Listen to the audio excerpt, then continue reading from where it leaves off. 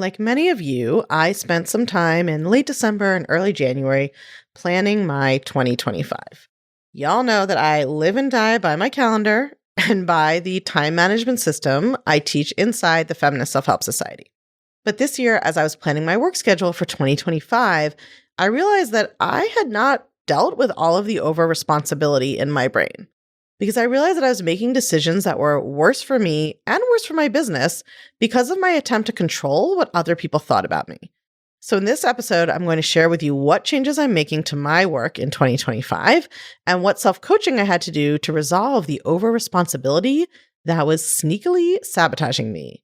Because I guarantee it is sabotaging you too, sneakily or very obviously. So let's get into it. Welcome to Unfuck Your Brain.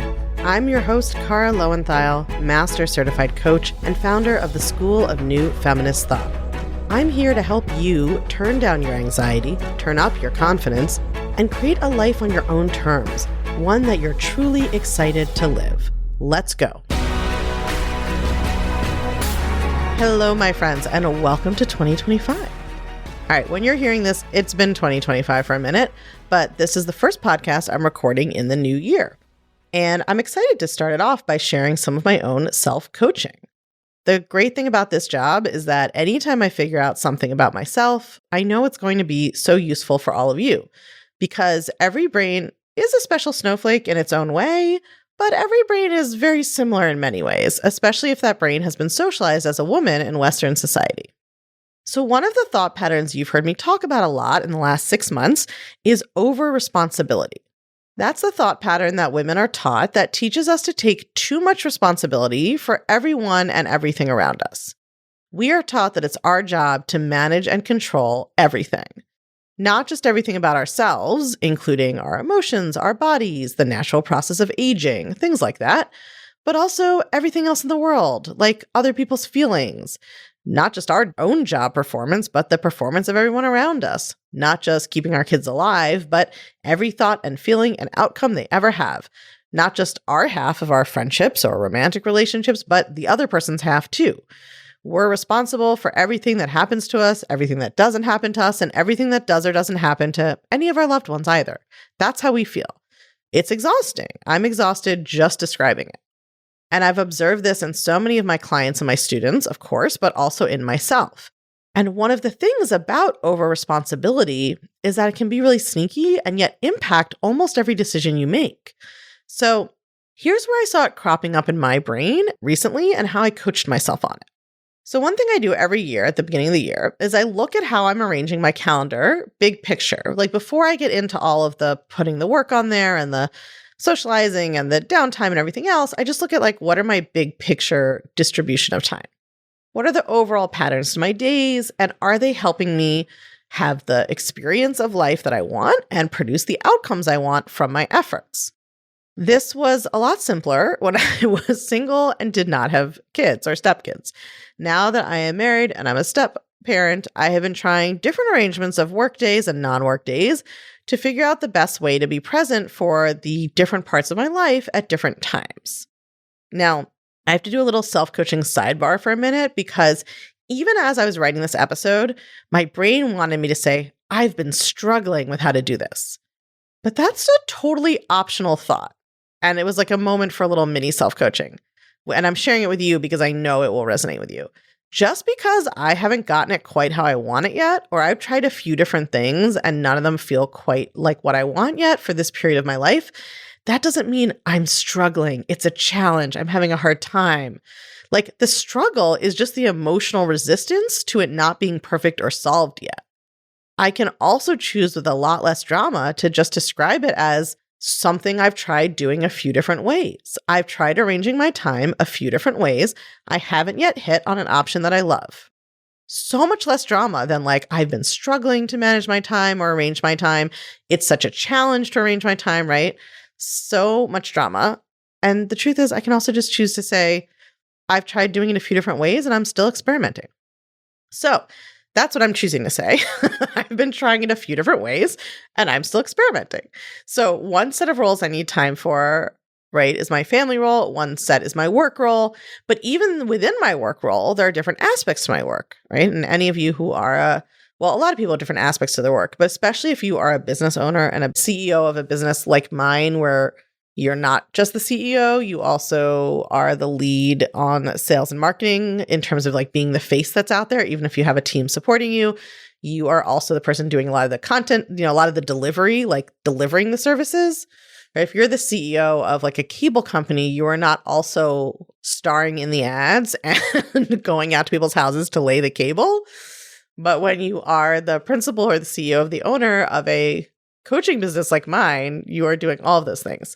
So on the one hand, I'm the CEO who's still pretty in my business. I have a great leadership team. They do a lot of the day-to-day running of things, but I'm not out of the day-to-day. I'm still there creating strategy. I'm still reviewing and approving any significant projects or policy changes. I'm still pretty involved in sales and marketing. And obviously I'm teaching and coaching and delivering, and I'm the face in any of the marketing, right? Or the voice in the podcast. And so I'm still doing all of that. And at the same time, I'm the visionary. This is from the entrepreneurial organizational system model, right? Where you have the visionary, the person who has the ideas and the vision, and then you have the integrator, the person who kind of runs the day-to-day. And I'm sort of part of both of those. So as the visionary, I'm the person who has to have time and mental energy for the big picture.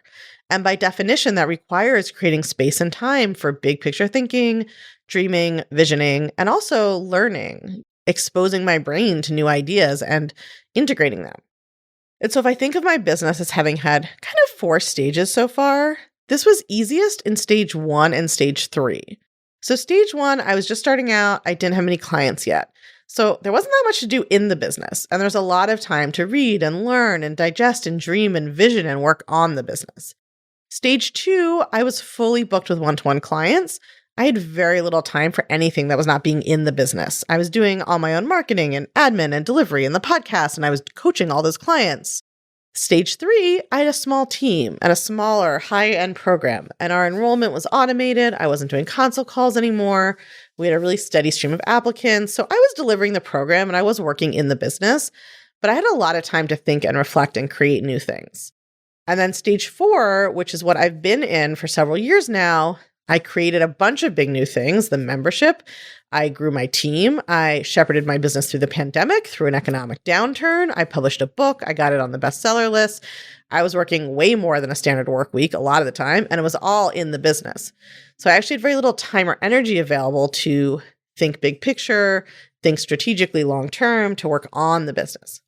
I think this is probably just a cycle of life in a business that I will continue repeating, right? A stage of having space to dream and think and vision the next thing, and then an intense work stage of actually creating and running the new thing, getting it up and running, being able to hand it off more, then back to spaciousness to think again. So now it's 2025. Book is out and done. Our membership is stable. I can pull back and have some bigger picture thinking. But now, because I have a whole team and someone is always wanting to ask me something or have me review something, I have more meetings, all that kind of stuff. In order to create time and space to have that vision, I have to create more clear boundaries around my work time. If I'm in Slack 10 to 6 every day, and the truth is I start working at like 7 a.m. usually when I get up. So that's like after 3 hours of working and responding to Slacks and emails all the time, I'm never going to be able to get out of that like logistics implementation part of my brain and into the bigger picture vision part of my brain. I'm also learning more about myself as a step parent and the different kinds of demands on my energy and attention that it takes to be in that role. And that's always changing, right? As kids grow and change. So because of all of this, I wanted to reconfigure my schedule in terms of what days I was doing what kind of work and what kind of role. I needed some time working in the business still, especially because my sales and marketing director is about to go on maternity leave, and I need time to work on the business. And I need time to be present with my family. And then because I'm me, I need a lot of alone time, like a lot of alone time. I'm learning that it can be less than I think I need, but it has to really be alone for like it to count and like resource me. And I need those things distributed in a way that gives me space between each of the other things to kind of reset my brain and my tolerance for stimulation and demands. So that was all the background. So I came up with what I thought would be the best schedule. I'm not going to get into the details of it because I don't want anyone thinking like, okay, this is how Cara does it, so that's the best schedule for me too. I've seen that happen with other coaches. When I was a student, I saw people doing that with my coach and my teacher that was like, well, that's how she does it, so that's what we all need to do. She was not saying you all need to do it, but people just take that on themselves, right? They think they want to be like someone, so they think they have to do what they do. So it's not relevant to you exactly how I'm doing my schedule. What's relevant to you is the self-coaching that went along with this. So the first level of self-coaching was just creating the schedule I wanted to test. If you've heard the podcast I did about making decisions recently, I was talking about buying a house upstate. And then I just kept thinking like, someday my life will align. So it's like easy and possible to have a place upstate and be upstate half the week. And that is this powerful moment when I realized, no, that's never going to happen. A house is not just going to make itself work, right? I have to decide I'm doing this, and then I have to fit my life around it. So the same thing happened here. I knew that I needed to change my schedule, but I kept thinking somehow I'd reach a point where it would just like happen naturally or seem more obvious or seem easy. And taking my lesson from the house issue, the first self-coaching I did, this was the easier part of the self-coaching, was to tell myself, this is never automatically going to happen. Your schedule is not automatically going to arrange itself, and you're never going to get to a point where you just happen to have an empty schedule and it seems easy to draw boundaries, right? If you want to change it, you have to do it on purpose, and there won't ever be a better time. So I started from scratch. And this is also really important. I didn't ask myself, well, what seems plausible? I didn't look at the calendar I had and be like, well, what can I make out of this? Because there's stuff on my calendar already that for the next 6-8 months, right? I started from scratch. I started from zero. I was like, what is my ideal schedule? And like, I'll see what I'll have to move to make it happen.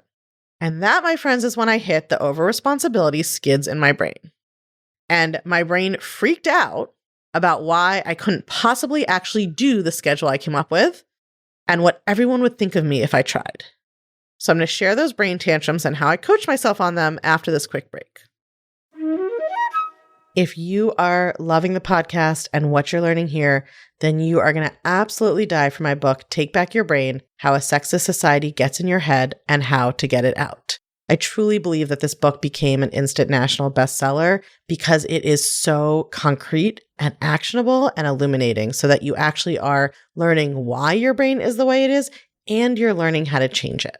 I wrote every single word myself. I read the audiobook myself. So if you are loving the podcast, you are going to love the book. And the book is really a one-stop shop for how to understand exactly why your brain works the way it does and how to actually change it.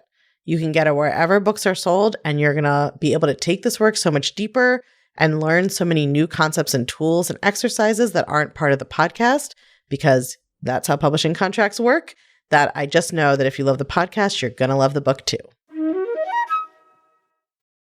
So why did my brain freak out when I made the schedule? The thoughts in my brain immediately started spinning in were classic over-responsibility. These were the primary themes. 1, I'm lazy and weak. 2, my team is going to be resentful or judge me. 3, my business is going to suffer if I'm not responsive and engaged at all times. 4, other people manage much more than this with much less free time, so I should be able to do that too. So let's talk about why these are all over-responsibility themes. Number 1, I'm lazy and weak. Why was I telling myself that? Because society has taught women that if they are not on the edge of burnout or breakdown at all times, they are not working hard enough. We've learned that if we need any time off or any downtime or any time to ourselves, we are weak and lazy. That if we don't want to work all the time, we're not being productive, because we think productivity is about the amount of time we're doing things. So if you're working 1 minute less than anyone else you know or have ever heard of, you're lazy and unproductive. And if you feel burnt out from that, you're weak. Because women are supposed to be responsible for everything and do it all with a smile on their face and never be tired or annoyed or bored or unproductive. So the second theme was the idea that my team was going to be resentful or judge me if I was not working in the business 8 hours a day, 5 days a week. This is over responsibility in a couple of ways. First, I'm taking responsibility for what other people think and feel about me, which I actually can't control. And I'm making that more important than what I actually want or need. And so I clearly had been subconsciously doing this for a while, not changing my schedule the way I wanted to because I wanted to control what other people thought about me. Or to be more accurate, I wanted to control what I thought other people thought about me. I actually have no idea what my employees would have thought or do think now that I've changed this. And that's over-responsibility, thinking that I need to control how they think and feel and believing that I know how they think and feel. Those are over responsibility. And of course, I assume that their thoughts were my own thoughts, right? That I needed to do everything and be responsible for everything and be responsive to everyone at all times in order to be accepted and respected, because that's what society teaches women. Men are taught that they deserve authority and respect just for existing or for being experienced or wise or just being men. And women are really not taught that they deserve respect at all and are taught that it's much more important to show that they are incredibly hard workers, and then you might get some begrudging respect.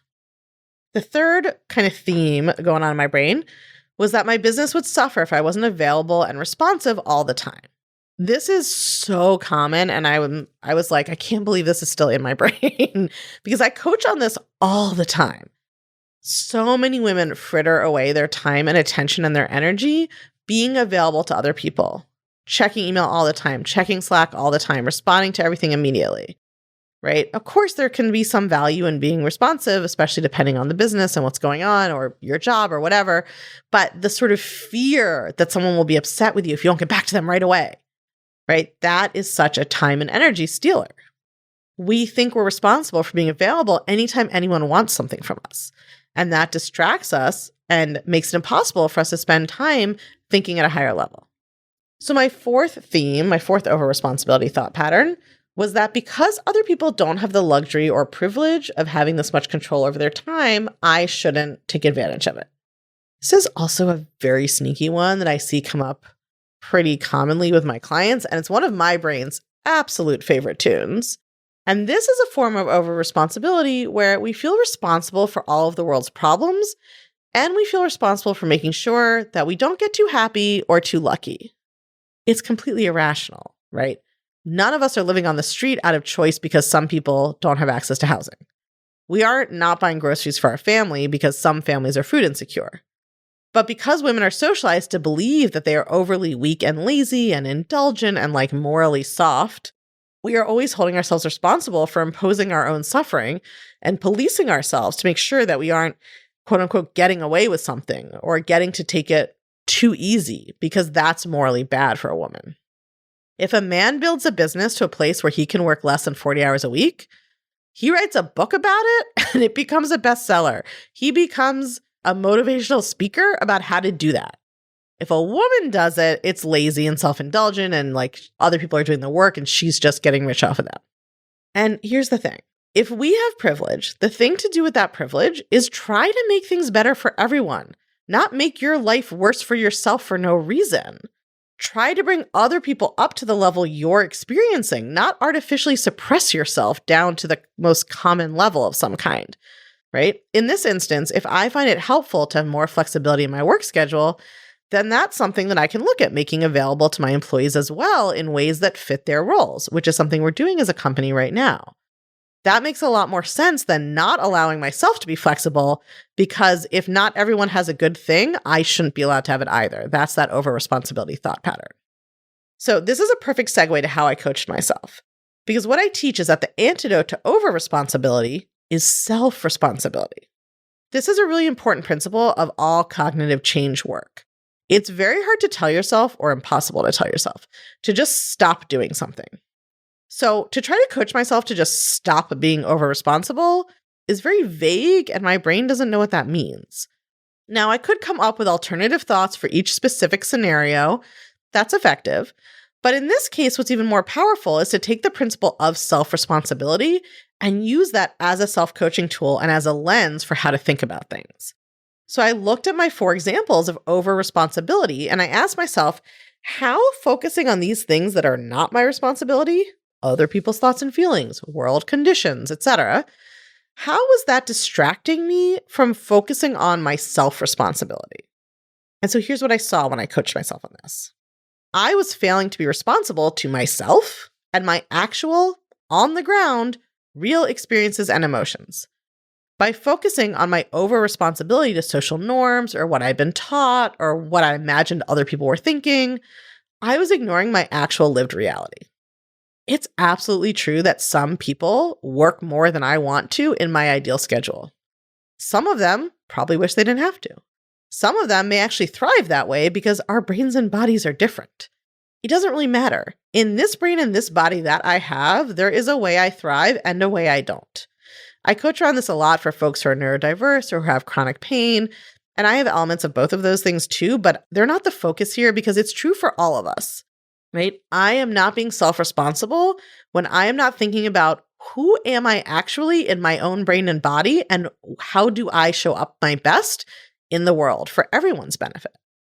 I was also failing to be responsible for the best outcomes for my business and my team beyond my responsibility to myself. I'm not the implementer in my business. I am not our project manager.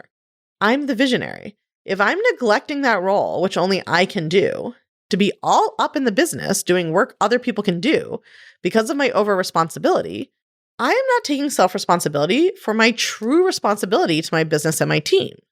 I'm pretty sure if you ask my team, they would not say, oh, well, we would rather the business stays where it is and Car is in Slack 24/7. We prefer that than for Car to take time to think and learn and vision to grow the business, which helps us earn bonuses and expand our roles and grow our own professional development and our own income, right? Like, which one of those things do we think that my team would actually prefer?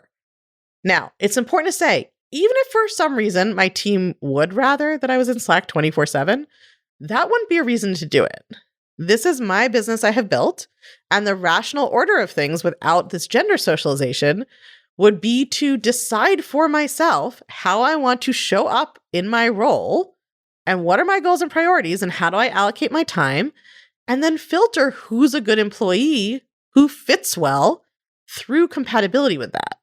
It's just so fascinating to see that the way women are socialized, it's like, okay, well, whoever I happen to work with, for instance, now they're in charge of how I show up as CEO. It's not even them. My thoughts about what they might think, which are just my thoughts about myself that I project onto them, are now in charge of all of this, right? That's more important than how I actually want to do things. So that was the self-coaching I did. I looked at where I was failing to be self-responsible, right? I was failing to take responsibility for what actually works for my actual mind, body in this life that I have, and what is actually best for my business and my team. And so I recommitted to that self-responsibility being the most important thing to me. Now, if I were newer in my self-coaching, I'd probably have to come up with some intentional thoughts at this stage to practice and work my way up the thought ladder.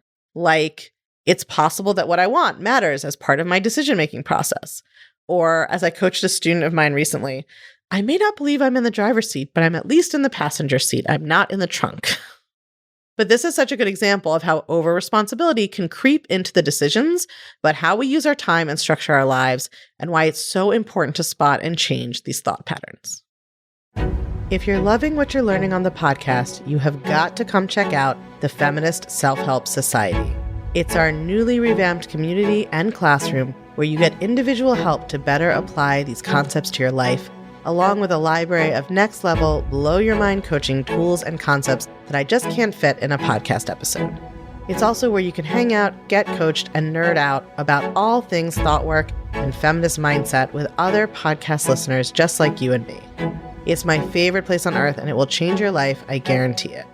Come join us at www.unfuckyourbrain.com/society. I can't wait to see you there.